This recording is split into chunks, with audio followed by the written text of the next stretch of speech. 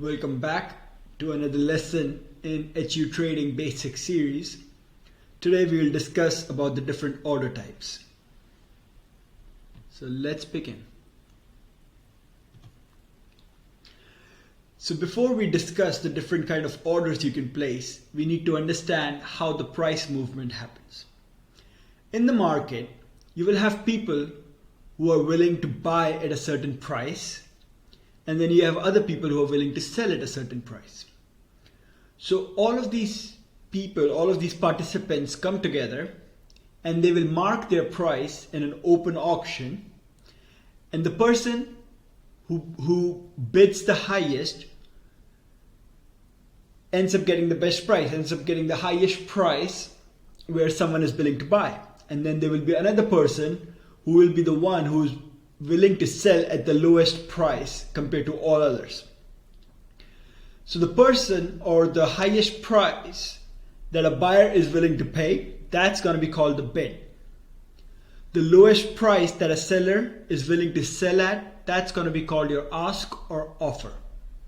And the difference between these two is the bid-ask spread. So in our example right here, you see these blue orders. Those are buy orders. So people are bidding at 105.67 and the offer is at 105.68. In this case, the spread is only 1 cent. Your ask will be 105.68 and your bid will be 105.67. You have other people who have placed orders at lower prices and other people who have placed orders at higher prices. And this whole thing is called a trading matrix. So let's look at the different order types. We will discuss them all one by one. But the most common ones that we will use are limit orders, market orders, stop or stop market orders, stop limit orders, and then there's a special one called stop protection order, and I will discuss its use case in the future slide. So let's start with a limit order. When you put in a limit order, you make sure that you will buy or sell a stock at the specified price or better. For example, in this case, if your limit order, this 100 limit, that's a limit order right there. And the order is at 105.65. So what a limit order means is you will either get 105.65 or less. You will never get a price that's higher than what you have specified. As a buyer, you're willing to pay 105.65 and you will be lucky to pay less. If there was a limit order on the offer side, then as a seller, you're saying that I will accept 105.75 for my product or higher, which as a seller, you would be happy to do so. But you would not have your order filled at a price lower than this. So if you put a limit order, the buy on the limit order will be at the price you specify or below it. The sell on the limit order would be at the price you specify or above it. And then the abbreviation is LMT. A market order. When you place a market order, you're looking for immediate execution. You will get filled at the best offer or at the best bid depending on the trade you're doing. So let's say if I do a market buy order right now on this trading matrix, I will get filled at 105.68. I will end up buying there. If I do a market order, if I'm trying to sell on this trading matrix, I will get filled at 105.67. My order will immediately execute. They're abbreviated as MKT for market orders. Now, what's a stop market order? A stop market order says that if you have any open positions and you specify where your stop is, once the price reaches that stop,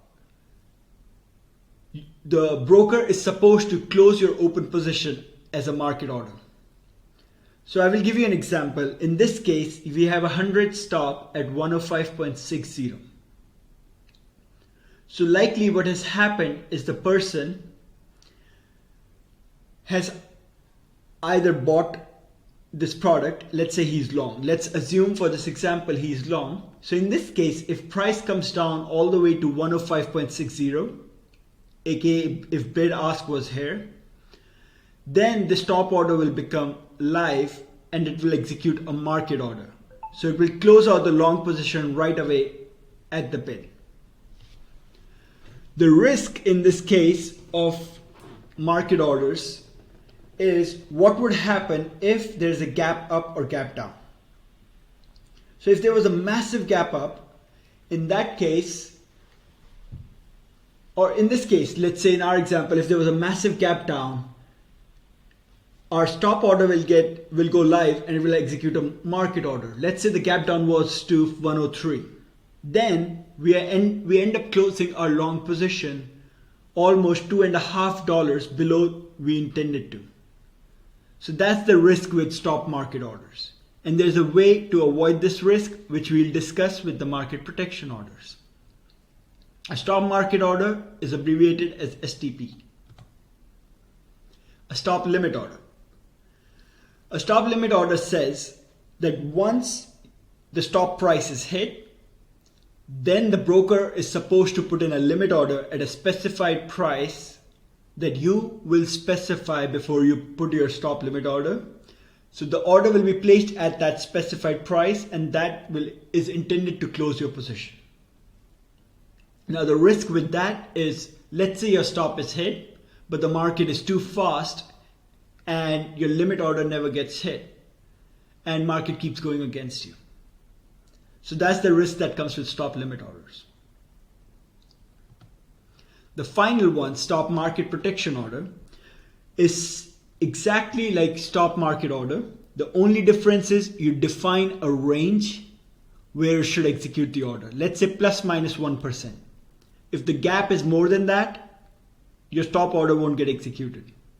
That way you protect yourself against unforeseen events. Happens very rarely, but it's something to know. So those are the main orders you will place. One thing that might be confusing, which I will point out because it comes in again and again. Let's say this is the trading matrix, but you want to buy once price reaches, let's say 105.73. So how will you buy once price reaches there? You can either actively monitor the market, or if you want to place an order, you can't place a limit order because that will execute right. If you put a limit order 105.73, that will execute right away at 105.67. Why? Because you're buying at a lesser price. The limit order is doing its job. You can't do a market order. What you have to do is a stop market order. If you want to buy at 105.73 automatically while the price is lower, then you will do a stop buy order or stop market order for buying, and you will specify the price of the stop as 105.73. So this is one that comes in handy. It's used quite often, so it's one to keep in mind. All right, that was it for the most common market orders. I'm sure it will help out many of you, and I will see you in the next video.